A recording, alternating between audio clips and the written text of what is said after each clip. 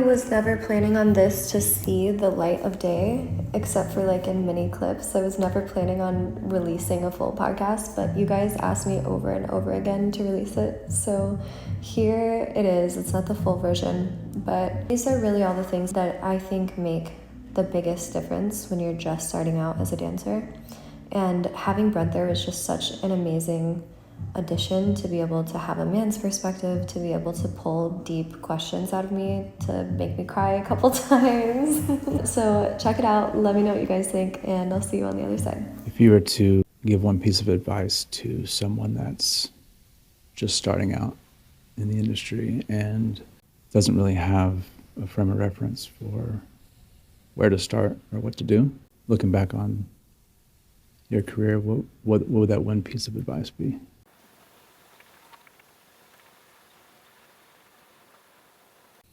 Take your time.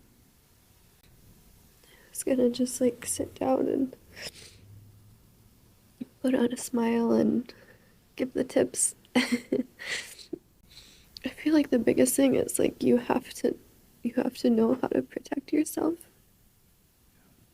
It's not easy to know how to do, and it takes time to learn how to do that. If you don't know how to protect yourself, you'll go into the industry and you'll get hurt. There's a lot of guys that go into the club and they want to take from you. They're not there to give to you. They're not there to make your night. Maybe they're lonely. They're there because they need something. Closer. How do you know? Your intuition. Yeah. A lot of times guys go there with a void. Guys go there because they need something. Guys feed off of feminine energy. They really do. And it can be a beautiful thing.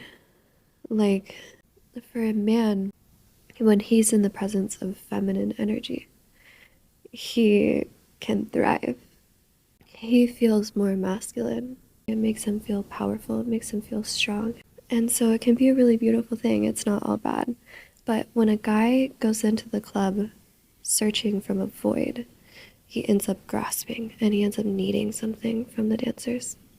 If you don't know how to protect yourself, if you don't know how to shield yourself from that, they can take from you in a way that is extractive from you. You have to know what areas of yourself are exposed, and then you can move in a way that doesn't allow him to touch parts that you don't want to let him touch. And then energetically, it's a whole nother story. Energetically, if you have a tendency towards people-pleasing and you have a tendency towards over-giving, then it's all about having energetic boundaries and keeping almost like an energetic bubble. I would imagine it's just like a lot of things. It's one of those things that you almost can't teach. It almost has to be like a lived experience. Even if you could teach it and give advice and say do these things or stay away from these things, most people aren't really going to fully understand that until they're actually in the arena and doing it. And that is a strategy that definitely works, going into the arena and being like, okay, I'm going to protect myself, whatever that means. I'm going to figure it out, but I'm going to make sure to hold that. And also, I think there's room for me to grow as a person, just figuring out how the heck to teach it. Yeah. Going from unconscious competence to, okay, I can actually verbalize this. I'm curious, in your experience, what kind of resistance comes up around money in general? I'm thinking like if a dancer is getting into the industry and they have their own money blocks or limiting beliefs around money, then that could probably show up in a lot of different ways, whether it's asking for the right amount of money or feeling the resistance when the money exchange is happening, especially for someone new. Yeah, there's so many different pieces of this. One thing I see show up over and over and over again is a dancer will, and me, I've done this so many times, will show up from a place of scarcity and lack, and I'll be feeling in myself like, I have to make money tonight, shit, I have to make money tonight, I don't actually want to do this, but I have to make money. And I'll go to the club with that energy, and that energy actually repels everything away from me. and the night just drudges on and it is hard. And by the end of the night, I'm like, I never want to go back. And it's literally because I'm sitting in the energy of lack, expecting the energy of abundance. That's not how it works. Not how it works. No, it's not how it works. If I'm in lack, I'm attracting lack. But if I can shift into the energy of abundance of, oh, I'm good. I'm good. And the energy of like, no matter what, I'm just going to go here tonight and I'm going to enjoy myself. That's the only thing that matters. I'm going to enjoy myself. I'm going to be grateful for every dollar I receive. If I'm in this energy of abundance, that's what I attract to me. And it's way easier said than done, but this is a practice and it's such a beautiful thing to get to practice in the club because this is all of life. Mm. Yeah, and you mentioned gratitude, which is a huge part of that. Is there anything practical that you've found that's worked for you to be able to stay in that energy of abundance or stay grateful even when things get tough? Gosh, I don't know that I've fully figured this one out yet. Something that really helps me is moving from club to club, like trying different clubs out, because there's something about new girl energy. Like when I'm a new girl at a club, it's my first night, things are new and exciting, and I'm just flowing and I'm meeting people and I'm in this energy of like lightness. And it's light, it's not heavy, right? It's not dense. And so I can stay at this club for 2 times, 3 times, 4 times, and then I will move to a different club. Just find a new club and just kind of find the novelty. But I do think that that's actually escaping the work of figuring out how to find that within myself, stay in a club, and keep that energy. Something that can definitely help is not talking from an embodied place because I need to do more of this, but something that can really help is breathwork. Like doing breathwork before work to regulate my nervous system, to feel grounded within myself, can allow me to naturally exist in more of a state of gratitude.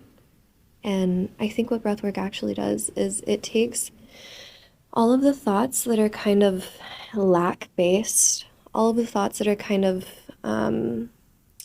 dense or rooted in lack or scarcity, or just kind of the thoughts that don't make you feel good. Breathwork can center you and can allow those thoughts to not be as present. Like it can literally, like, I don't know, how would you describe that? You know what I'm talking about? Yeah. I think simply just clearing your field, Yeah. you know? Yes. Yeah. Breathwork can clear your field Yeah.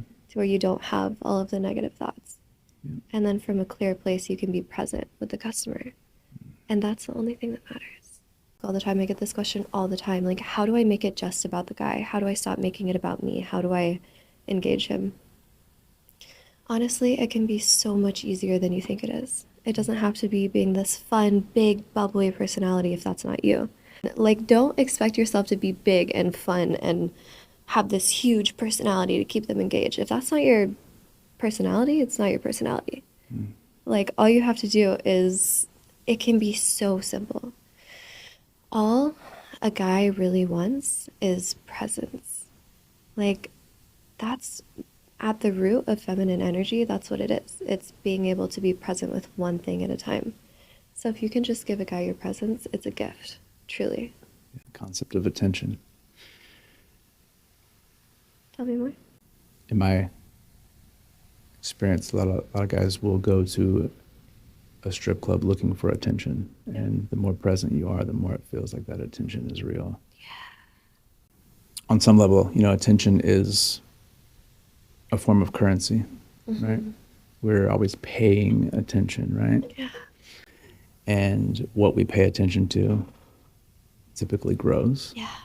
And so in an environment like that, I would assume that a lot of men are going there to exchange money for attention. Yeah. And that's the energetic exchange there. And so I can imagine that if they were to do that and they're exchanging their money and the person in front of them is not fully present and not giving them authentic attention, then it could probably turn into a more of a difficult situation, Yeah, or and they just don't want it. They're yeah, like, I don't, it's not what I came here for. yeah. I had another question pop up. Yeah. If the most successful dancers that you know or have come across, whether you're close with them or not, what's like the one thing that all of them, is there like an underlying thread, or like one thing that the most successful dancers do consistently or embody It's a good question. consistently? I think it's confidence. And I think it's two things. One is confidence, and two is a detachment from the sale. There's going to be a lot of girls out there that say, but I'm not confident. Like, I've never walked into a strip club before. How do you expect me to be confident? And, babe, you can fake this. Which camera am I looking at? There's so many. Everyone you want. There's so many. Like, you can fake confidence in the club. And ultimately, that confidence will end up becoming real because the more you do it, the more easy it gets, the more confident you get at it. So, the way to fake confidence is really just staying inside yourself. You can tell when someone isn't confident when they're like leaning forward. Oops.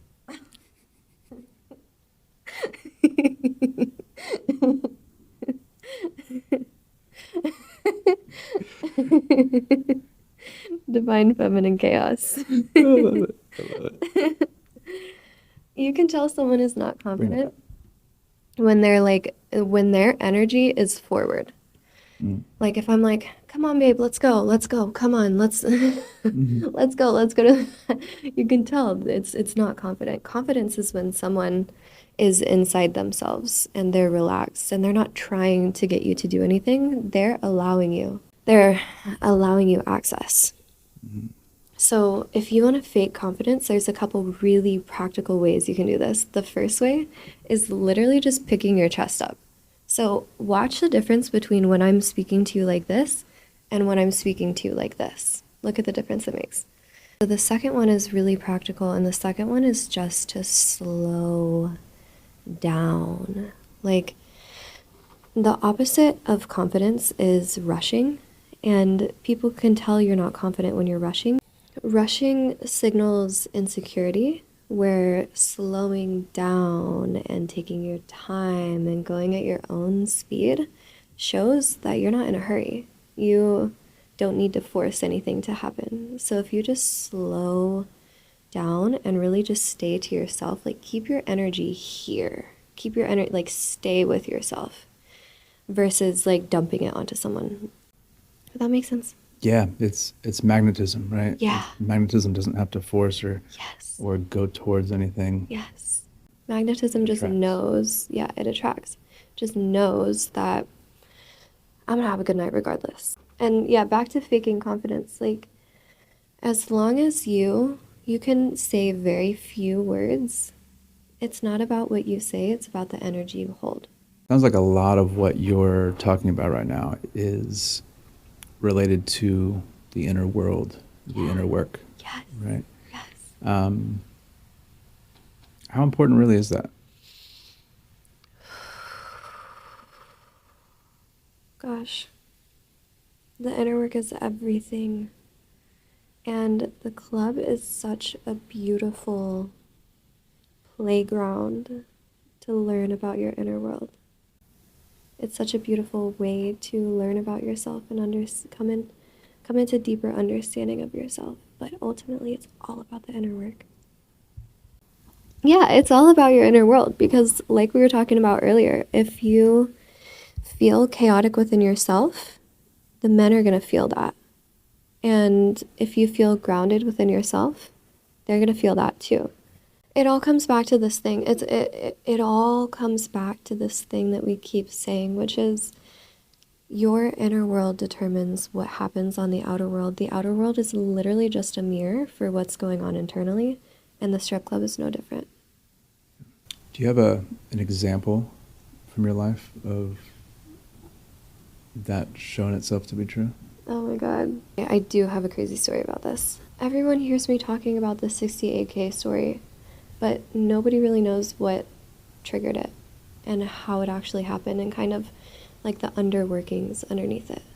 Wait, did you say 68K? Yeah, 68K. The most I've ever made at the club in one night is 68,000. I talk about it all the time on TikTok, so people have heard this, but they don't know actually how that came to be and how it was actually a manifestation. This sounds crazy, it sounds woo. It was literally a manifestation come to life. It was not random. Walk me through what that looked like. Okay, to keep a long story kind of short, I got into a situation where someone ended up owing me $68,000, and I was really upset about that for a really long time. Like, it was really weighing on me. And I would sit at home and I would just be pissed. And I took that energy into my life, and it was poisoning me because I had so much pain around it.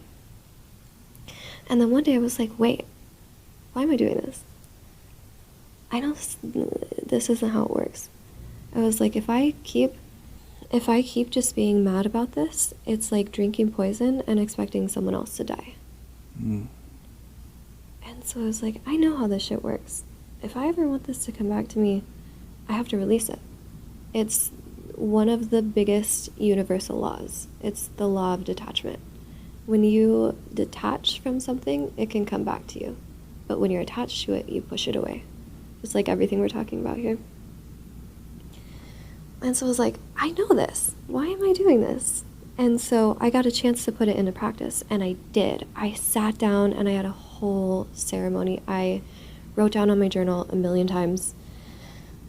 I was like, I release this money. I release ever receiving this money. I release ever getting this money back. If I never get this money back, it's fine. I don't care. I release this money. I release this money. I release this money. And I had this whole ceremony where I actually released it because I knew that that was what was in my highest good, was to release it and not carry this energy around within me. And I wrote it down over and over and over again. I release the attachment to this money. I release the attachment to this money. I release the attachment to this money. And I did.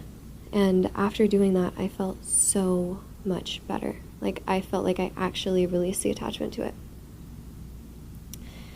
Fast forward like a week. I don't know if it was a week or 2 weeks. Fast forward sometime later. And I wasn't really dancing at the time. I was trying to get out of the industry, a way that wasn't dancing. And one night I was going to go into the club, and then I was like, nah, I don't. But I really didn't want to go into the club. But something inside myself asked, hey, are you going to regret not going into the club tonight?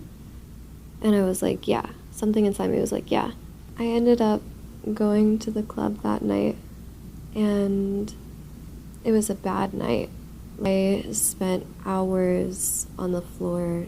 It was so frustrating. And then there was like an hour left of the night, and I bump into this guy, and we just drop into a conversation, and we like really connect. Like, that doesn't always happen in the club, but me and this guy like really connected. We're talking about like health and wellness and biohacking, which isn't normal in the club. But I feel like I really got to let him see me. And he ends up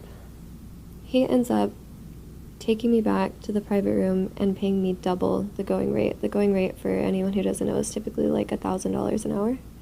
He ends up paying me $2,000. And we had a blast.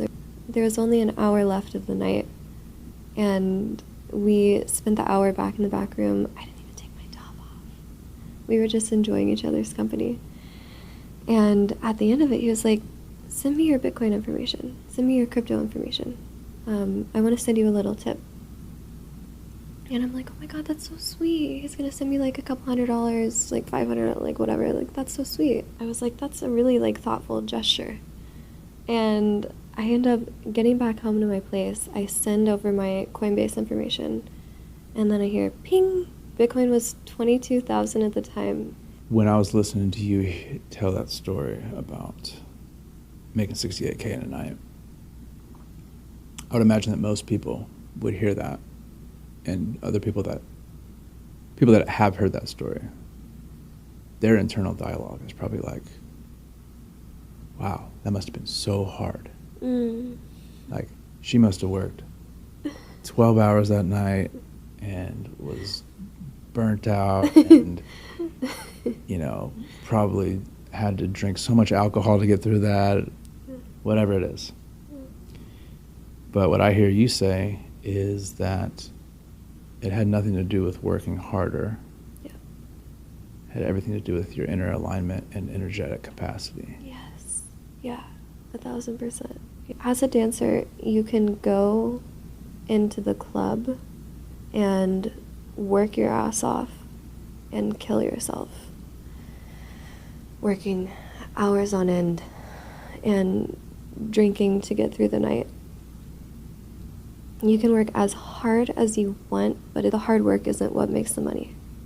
Because you can work your ass off, but if you're in a bad mood while you're doing it, or if you're not in the right state, you won't make any money.